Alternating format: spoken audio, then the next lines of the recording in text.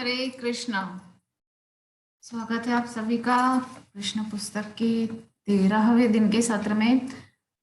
10वां अध्याय जिस पर हम कल भी चर्चा कर रहे थे उसका कुछ भाग शेष रह गया था, जिस पर हम आज उसको चर्चा करके और उसको आज पूर्ण करेंगे। 10वें अध्याय को, जिसका नाम है नल कुबर तथा मणिग्रीव का उद्धार। तो हम देख रहे थे कि नारद जी, जिनको नलकूबर मणिग्रीव की उस अवस्था पर बहुत दया आ गई, और यहाँ पर प्रभुपाद उसको बहुत विस्तार से समझा रहे हैं कि धन के मद में व्यक्ति इतना चूर हो जाता है कि उसको संतों का सम्मान कैसे किया जाना चाहिए, कि कैसे वैष्णवों की सेवा की जानी चाहिए, क्या वैष्णव एटिकेट्स हैं, वो कुछ उसको याद नहीं रहते हैं। धन का मद इतना बलवान होता है। तो यहाँ प्रभुपाद कह रहे हैं कि इसके विपरीत जो गरीब व्यक्ति होता है वो इतना सरल होता है, और ऐसे गरीब लोगों के घरों में साधु संतों को जाने में जरा भी हिचकिचाहट नहीं होती। बड़ी आसानी से साधु संत उन लोगों के घरों में जा पाते हैं, क्योंकि उनको सहज लगता है। और इसके विपरीत अमीरों के घर में जाकर के साधु संत भी कहीं ना कहीं सोचते हैं कि क्या पता क्या सही से सत्कार करेंगे भी या नहीं। अगर अपमान कर दिया तो हमारा तो कुछ नहीं बिगड़ेगा, इनका ही वैष्णव अपराध हो जाएगा। तो इसलिए जो है साधु संत अमीरों के घर जाने से बचते हैं, कतराते हैं, और गरीबों के घर में बड़ी आसानी से चले जाते हैं। यहाँ प्रभुपाद यही कह रहे हैं कि गरीबी का दूसरा लाभ यह है कि साधु पुरुष किसी गरीब के घर में सरलता से प्रवेश कर सकता है। गरीब व्यक्ति साधु पुरुष की संगति का लाभ उठा सकता है। अधिक ऐश्वर्यवान व्यक्ति किसी को अपने घर में नहीं घुसने देता। आजकल हम देखते हैं कि अमीरों के घर के बाहर एक तख्ती लगी रहती है, लोहे की तख्ती होती है ना, जिसपे जैसे नेम प्लेट होता है वैसे एक होता है, प्लेट लगा रहता है, उस पर एक पॉइंट, एक लिखा रहता है सेंटेंस कि कुत्तों से सावधान। अब समझ में ये नहीं आता है कि जो बाहर कुत्ते हैं उनसे, जो घर में कुत्ते हैं उनसे, किससे सावधान रहना है। तो ये हालत है आजकल के सो कॉल्ड धनिकों की, तथागत कथित धनिकों की, जो अपने घरों के बाहर कुत्ते लगा छोड़ते हैं ताकि घर में कोई घुस ना सके। तो ये ही समस्या है कि धनिकों के घर में संत घुसने से कतराते हैं, क्योंकि वो तो कुत्तों को लगा रखते हैं ना अपने दरवाजे पे। वरन गरीब खुद उठकर आता है, साधु को देख करके खुद उठकर आता है, स्वागत करता है, भली भांति सत्कार करता है उनका। इस प्रकार से हम कल भी इस विषय पर चर्चा कर रहे थे कि किस प्रकार मदांध होकर के, धन के मद में अंधे होकर के नल कुबर मणिग्रीव नारद जी के प्रति अपराध कर बैठे। तो हम कल भी चर्चा कर रहे थे कि किस प्रकार से गरीबी में रहना भी एक तपस्या है। सुदामा जी के जीवन चरित्र से अच्छा उदाहरण यहाँ पर और कोई हो ही नहीं सकता। यद्यपि वे गरीब नहीं थे, एक होता है दरिद्र और एक होता है गरीब। ना तो वो गरीब थे और ना दरिद्र थे,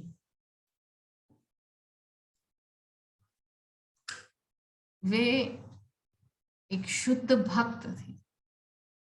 और शुद्ध भक्त किसी भी सामाजिक रूपरेखा के बंधन से परे होता है। हाँ, तो यहाँ पर हम समझें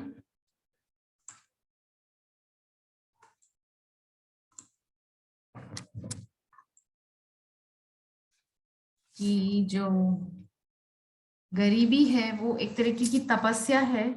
और रूपरेखा हम यहाँ पर इस प्रारूप को हम समझें कि नारद जी असल में क्या कर रहे हैं। नारद जी को दया आ गई है, यद्यपि उनके पास बहुत धन है किंतु धन के मद में अंधे हो चुके हैं।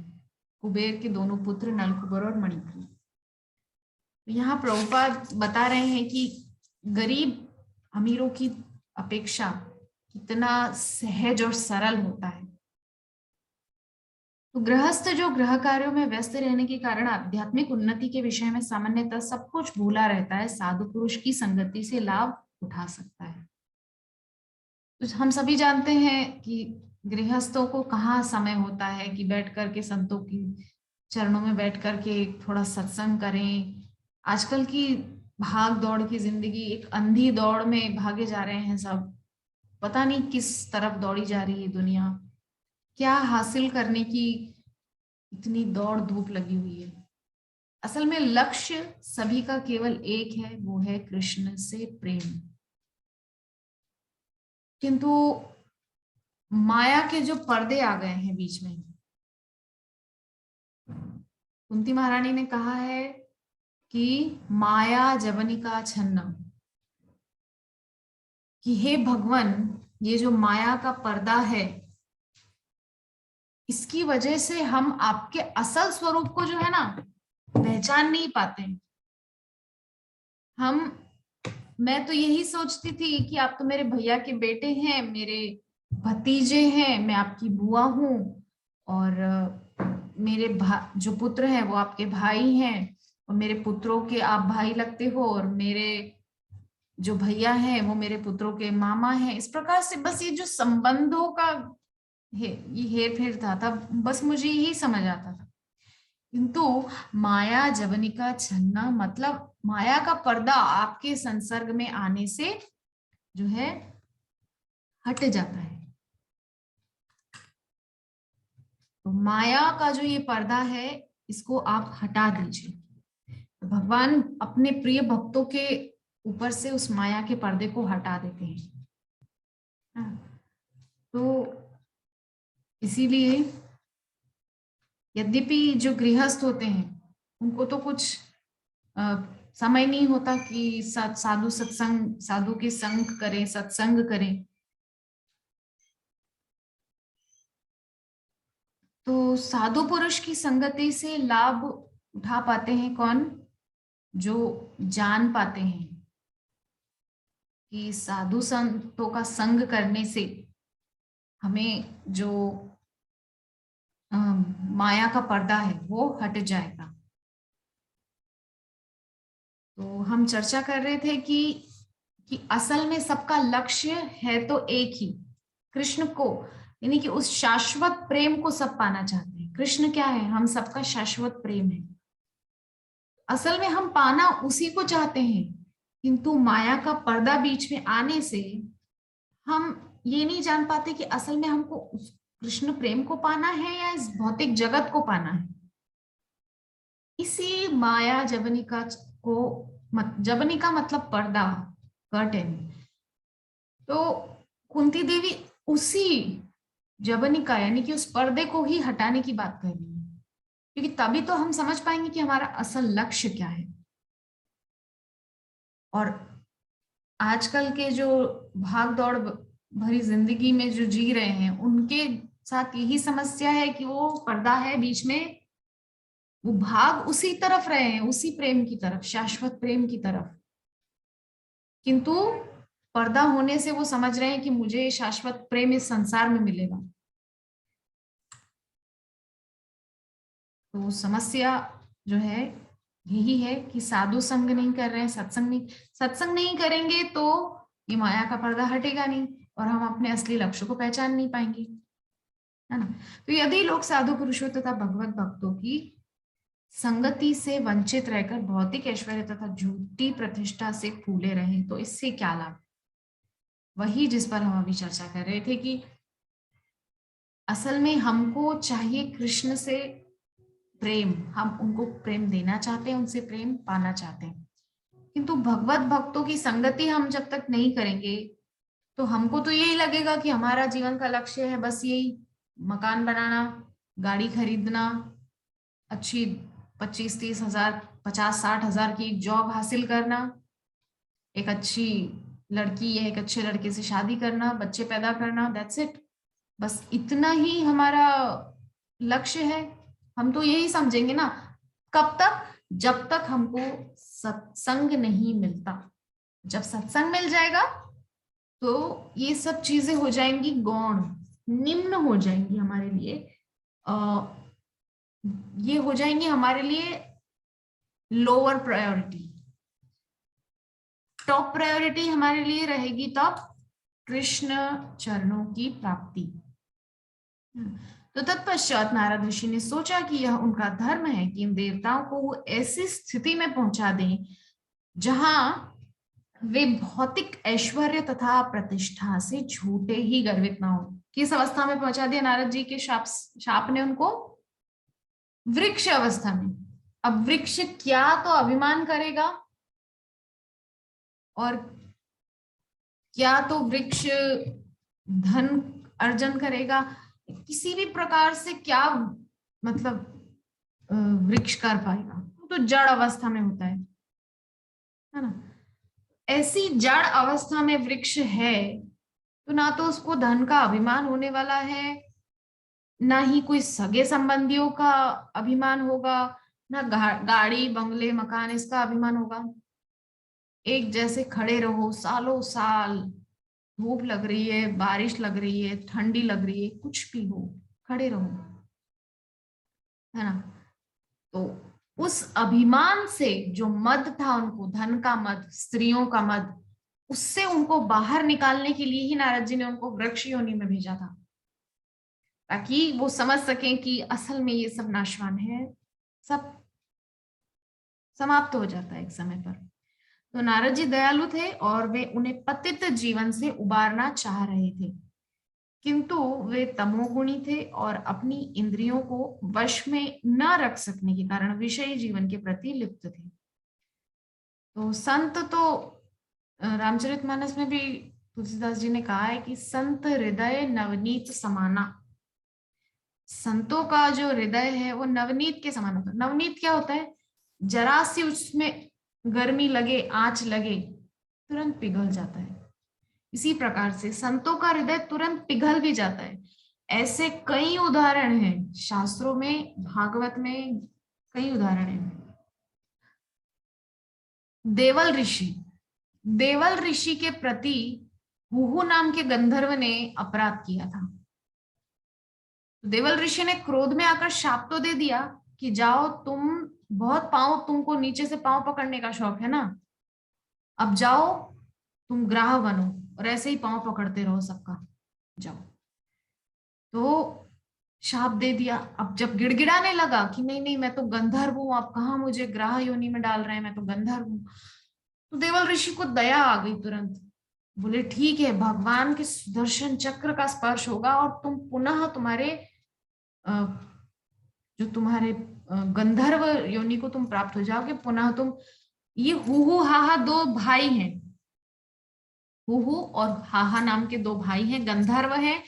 ये देवताओं को अपने गीत संगीत नाटक हास्य कला के द्वारा उनका उनका उनको रिझाते हैं, उनको प्रसन्न करते हैं, उनको आनंदित करते हैं, उनका इंटरटेनमेंट करते हैं। देवलोक में जो जो वासी हैं उन लोगों को अपने नाट्य संगीत हास्य कला से रिझाते हैं। ये है दोनों भाइयों का काम, हुहु और हाहा का। किंतु देवल ऋषि के शाप से जो हुहु था वो ग्राह बन गया था, मगरमच्छ। तुरंत दया आने से देखिए तो देवल ऋषि ने उनको फिर से कितना सुंदर वरदान भी दे दिया कि भगवान के सुदर्शन चक्र का स्पर्श होने से तुम्हारी मुक्ति होगी इस ग्राह योनि से। इसके अलावा अगस्त्य ऋषि, अगस्त्य ऋषि को भी क्रोध आया था, किस पर? इंद्रद्युम्न राजा पर, पांड्यवंशी राजा जो भक्ति करने के लिए निकले थे, किंतु इंद्रद्युम्न को ध्यान नहीं रहा कि इतने महान अगस्त्य ऋषि मेरे आसपास हैं, और जड़ होकर बैठे रहे। तो अगस्त्य ऋषि ने भी शाप दे दिया कि तुमको बहुत अभिमान है तो जड़ हो जाओ, हाथी बन जाओ। जड़ बुद्धि वाले हाथी बन जाओ। किंतु फिर दया आ गई और दया के वश उन्होंने कहा कि साक्षात भगवान श्री हरि तुम्हारा उद्धार करेंगे। तो ऐसे कई उदाहरण हमारे शास्त्रों में भरे पड़े हैं जिनमें ये साबित हुआ है कि नारद सारे संतों ने जिन जिनको श्राप दिया है उनको वही वो शाप उनके लिए वरदान बना है। जय विजय चतुष कुमारों द्वारा उनको मिला था शाप, किंतु बार बार भगवान के हाथों से मरकर उन्होंने पुनः मुक्ति को प्राप्त किया है। तो संतों के शाप भी वरदान रूप में बन जाते हैं। तो यहाँ नारद जी भी नलकुबर मणिग्रीव के साथ वही हो रहा है। नारद जी उनको शाप तो दे रहे हैं किंतु क्रोध में नहीं दे रहे हैं, उन पे कृपा पूर्वक उनको शाप दे रहे हैं और बोल रहे हैं कि तुमको भगवान श्री कृष्ण का स्पर्श होगा, पुरुषोत्तम भगवान श्री कृष्ण का स्पर्श मिलने से तुम दोनों का उद्धार होगा। तो अतः नारद मुनि ने विचार किया कि इन दोनों देवताओं को 100 वर्षों तक वृक्ष के रूप में क्यों न रहने दूं। इसके बाद भगवान की अहेतु की कृपा से इन्हें भगवान के साक्षात दर्शन हो सकेंगे और पुनः देवताओं का तथा भगवत भक्तों का जीवन प्राप्त कर सकेंगे। इसके बाद ऋषि नारद अपने धाम नारायण आश्रम को लौट आए और वे दोनों देवता वृक्ष में परिणत हो गए। यमलार्जुन के वृक्ष थे, दोनों जुड़वा थे। हम परसों के सत्र में और कल के सत्र में भी चर्चा कर चुके हैं। भगवान ऊखल को लेकर के उनके बीच में से निकले, भगवान के श्री अंग का स्पर्श हुआ, दोनों उस जड़ योनि से तुरंत बाहर निकल के अपने दिव्य शरीर को प्राप्त कर लिए। ऊखल से जो है उस पेड़ की जड़ें उखड़ गई और वो पेड़ गिरा, धम्म से बहुत जोर का शब्द हुआ। तो यद्यपि बालक कृष्ण काष्ठ की उखल में बंधे थे किंतु वे अपने परम भक्त नारद की भविष्यवाणी को पूरा करने के लिए यमल वृक्षों की ओर बढ़ते गए और समक्ष खड़े जो वृक्ष थे वो कुबेर के पुत्र हैं, हम चर्चा कर ही चुके हैं।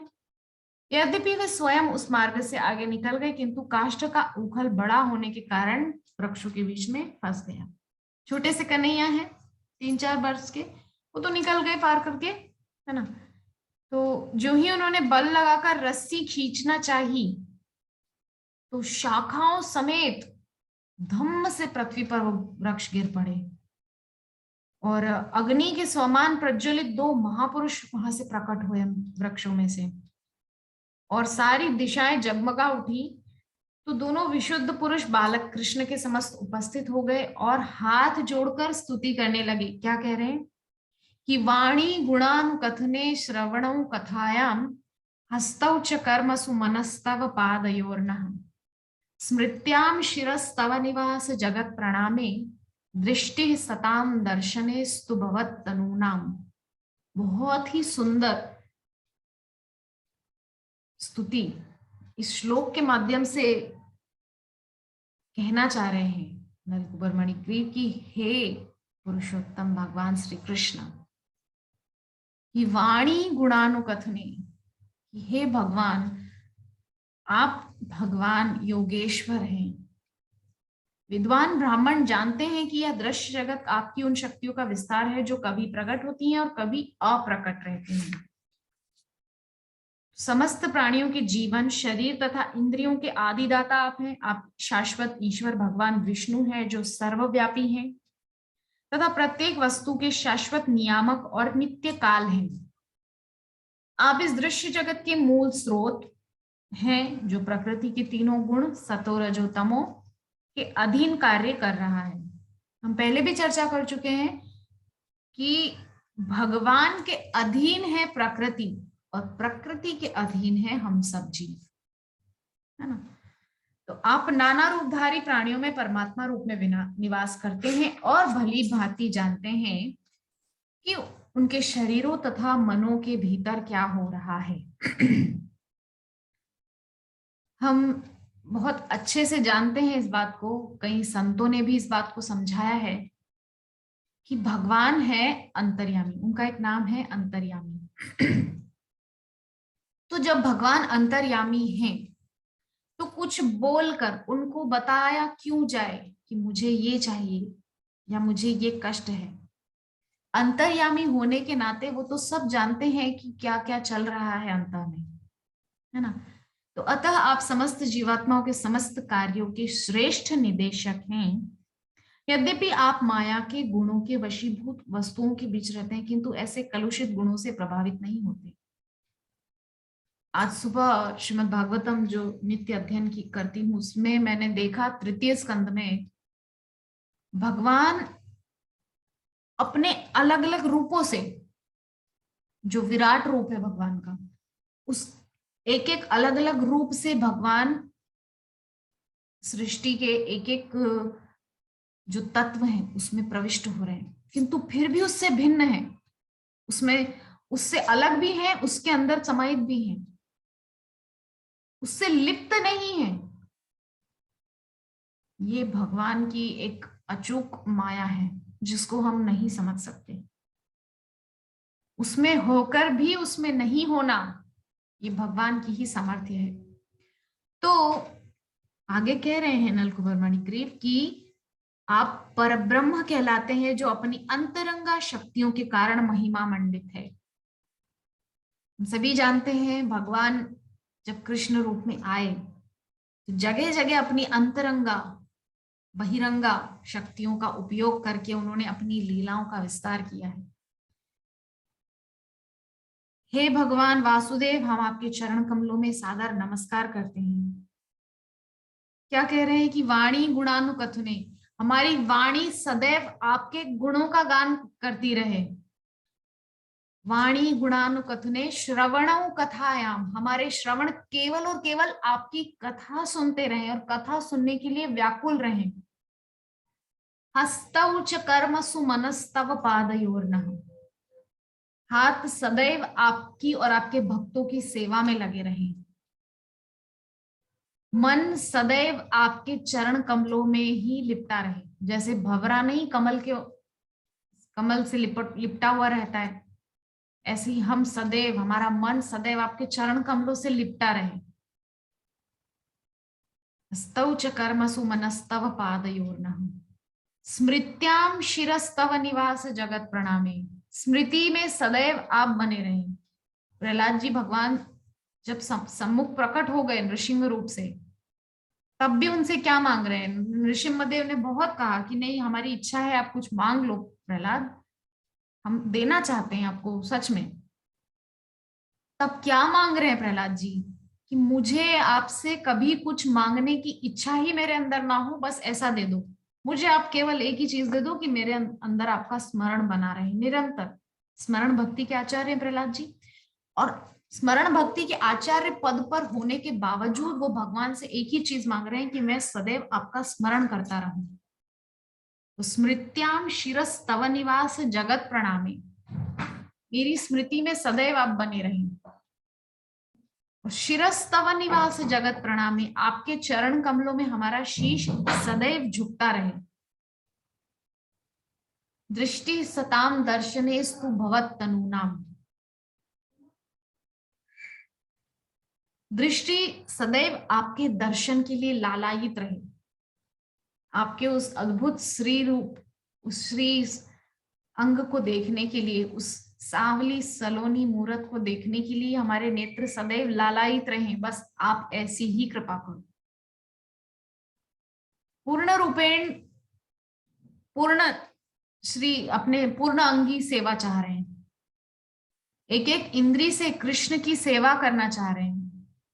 नलकुबर मणिग्रीव चाहते हैं कि हमारी प्रत्येक इंद्री कृष्ण भक्ति में रमी रहे, सदैव कृष्ण के ही लिए काज करे, सब समय कृष्ण में ही लीन रहे, ये नलकुबर मणिग्रीव चाहते हैं। तो आगे कह रहे हैं कि जब नलकुबर मणिग्रीव ने अपनी स्तुति समाप्त की तो गोकुलाधीश बालकृष्ण, जो यशोदा द्वारा उलूख से बांधे गए थे, हंसे और बोले कि यह मुझे पहले से ज्ञात था कि तुम मेरे प्रिय भक्त नारद के द्वारा जो है इस जो तुम्हारी स्थिति थी, तुम सौंदर्य और ऐश्वर्य के मद में चूर थे, तुमको उस स्थिति से बाहर निकालने के लिए मेरे प्रिय भक्त नारद ने तुमको दयावश इस जगह पहुंचाया था। क्या कह रहे हैं भगवान कि नारद ने तुम दोनों को देवकुल के अद्वितीय सौंदर्य तथा ऐश्वर्य के कारण उत्पन्न गर्व की गर्हित स्थिति से उबारने के लिए अहेतु की दया प्रदर्शित की। दयावश तुमको यहां पहुंचाया मेरे प्रिय भक्त ने। उन्होंने तुम्हें नरक में जाने से बचाया है। यद्यपि नारद जी चाहते तो उस समय क्रोध में बोल सकते थे कि तुम दोनों धूर्त बालकों ने एक संत का, एक शुद्ध भक्त वैष्णव का अपराध किया है, नारद जी का। वो सीधे बोल भी सकते थे कि तुम जाओ नरकों में सड़ो कई कई युगों तक, किंतु नहीं। संत का हृदय इतना पुनीत होता है, इतना पावन होता है कि दया करके उन्होंने उनको बोल दिया कि जाओ, तुमको कृष्ण का स्पर्श होगा, भले ही तुम जड़ योनि में जा रहे हो। ये सारी बातें मुझे पहले से ज्ञात हैं, क्योंकि भगवान तो अंतरात्मिक सर्वभूत वो है, सर्वभूत में निवास करने वाले, जगन निवास है, सब कुछ जानते हैं। उनकी जानकारी में ही सब कुछ हो रहा है। मयाध्यक्षेण, भगवान श्रीमद् भगवद गीता में बोलते हैं एक श्लोक, मुझे इस समय स्मरण में नहीं आ रहा है, मेरी ही अध्यक्षता में ये प्रकृति अपना सारा कार्य करती है। तो भगवान की जानकारी के इतर तो कुछ काज हो ही नहीं सकता है सृष्टि में। तो नारद जी ने जो वो शाप दिया वो भी मेरी जानकारी में ही था। तो तुम लोग भाग्यशाली हो कि उन्होंने न केवल तुम्हें शाप दिया, अपितु तुम दोनों ने उनके दर्शन भी किए। लो, भगवान यहाँ क्या कह रहे हैं, भगवान यहाँ अपने दर्शन की महिमा नहीं बखान रहे कि तुम्हें मेरा दर्शन हो गया, अब तुम्हारा उद्धार हो गया। भगवान अपने भक्त के दर्शन की बात कर रहे हैं। क्या कह रहे हैं भगवान कि ना तुमको केवल उन्होंने शाप दिया, बल्कि तुमको उनका दर्शन भी हो गया, तुम दोनों को, नारद जी का। भगवान अपने भक्त के दर्शन की महिमा बखान रहे हैं।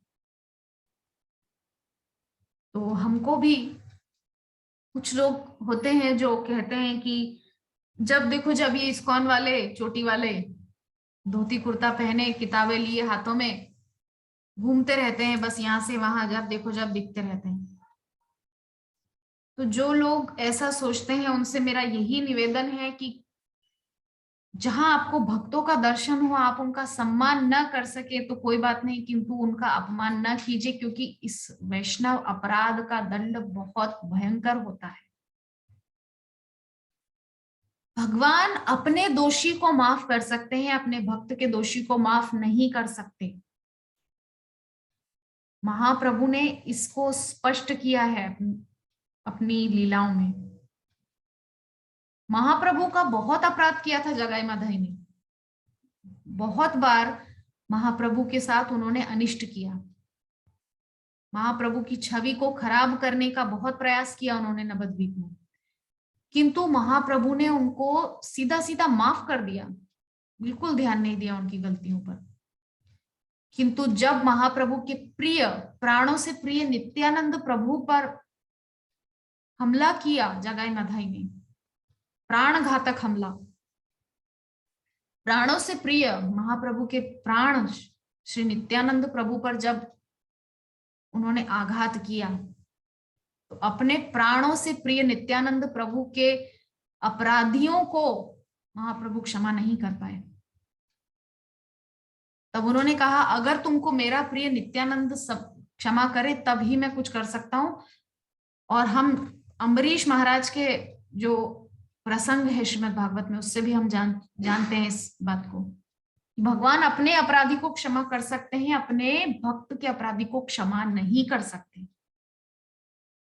किंतु यहाँ पर भक्त के अपराधी को क्षमा क्यों कर रहे हैं, क्योंकि भक्त ने ही कृपा करके कृष्ण तक पहुंचाया उनको, और वहां भी नित्यानंद प्रभु ने ही कृपा करके जगाई माधई को महाप्रभु के चरणों तक पहुंचाया था।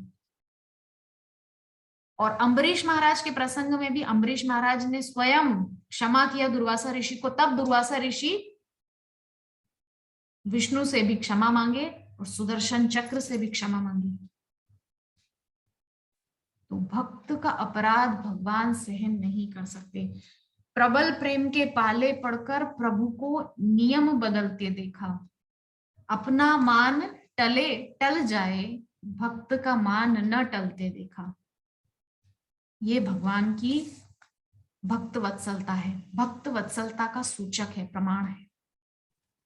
तो यदि कोई बद्ध जीव संयोगवश नारद जैसे साधु पुरुष का साक्षात दर्शन प्राप्त करता है, नारद जी के विषय में तो भागवतम में लिखा है कि नारदो देव दर्शन। अगर आपको नारद जी का दर्शन हुआ है तो आपको भगवान श्री हरि नारायण जगन निवास के दर्शन अवश्य होंगे, निश्चित ही। कहां से ये साबित हुआ? हिरण्याक्ष। हिरण्याक्ष हिरण्याक्ष जो है, पहले किसका दर्शन किया था? नारद जी का। नारद जी को मिलते ही बोला कि मेरे बदन में खुजली मच रही है, आप आओ मेरे से युद्ध करो। कोई मिलता नहीं युद्ध करने के लिए। नारद जी बोले भैया हमको माफ करो, हम तो नारायण नारायण जपते हैं, हमको युद्ध वगैरह करना नहीं आता। तो बोले कोई बताओ ऐसा जो मेरे से युद्ध कर सके। बोले देखो पृथ्वी को जल में से ऊपर लेकर एक सूकर आ रहा है, उसको जाकर के ललकारो, वो तुम्हारी इच्छा पूरी कर देगा युद्ध की। तो क्या हुआ? नारदो देव दर्शन। हिरण्याक्ष को नारद जी का दर्शन हुआ, तत्पश्चात भगवान के दर्शन भी हो गए। ध्रुव जी को नारद जी का दर्शन हुआ, तत्पश्चात भगवान भी मिल गए। प्रहलाद जी को नारद जी का दर्शन हुआ, तत्पश्चात भगवान भी मिल गए। ऐसे हजारों उदाहरण भरे पड़े हैं शास्त्रों में, पुराणों में। तो जो सदैव गंभीर और सब पर दयालु रहते हैं वह तुरंत ही मुक्त हो जाता है। नारद जी जिस पर दयालु हो जाए उसको भगवान अवश्य मिलेंगे। यहाँ प्रभुपाद ने इस बात को स्पष्ट कर दिया है। यह तो वैसा ही हुआ जैसे कोई सूर्य के पूर्ण प्रकाश में हो, तब किसी प्रकार का दृष्टि व्यवधान नहीं हो सकता। अतः हे नलकूबर तथा मणिग्रीव, अब तुम्हारा जीवन सफल हो गया है, क्योंकि तुम्हारे हृदय में मेरे प्रति उत्कृष्ट प्रेम उत्पन्न हो चुका है। किसकी कृपा से हुआ? नारद जी की कृपा से।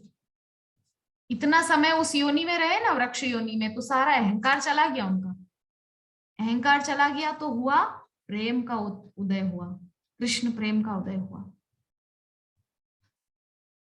तो आगे कह रहे हैं श्री कृष्ण कि इस संसार में यह तुम्हारा अंतिम जन्म है, अब तुम अपने पिता के धाम स्वर्गलोक को जा सकते हो और भक्ति करते रहने के कारण तुम इसी जीवन में मुक्त हो सकोगे। इसके पश्चात उन दोनों ने भगवान की कई परिक्रमाएं की और पुनः पुनः प्रणाम करके वे वहां से चले गए और भगवान उसी प्रकार उखल से बंधे वहीं पर रहे। अब कब तक भगवान उखल से बंधे रहेंगे, कब मैया आकर के उनका उखल का बंधन खोलेगी, इन सब विषयों पर हम कल के सत्र में चर्चा करेंगे। तब तक के लिए हरे कृष्ण।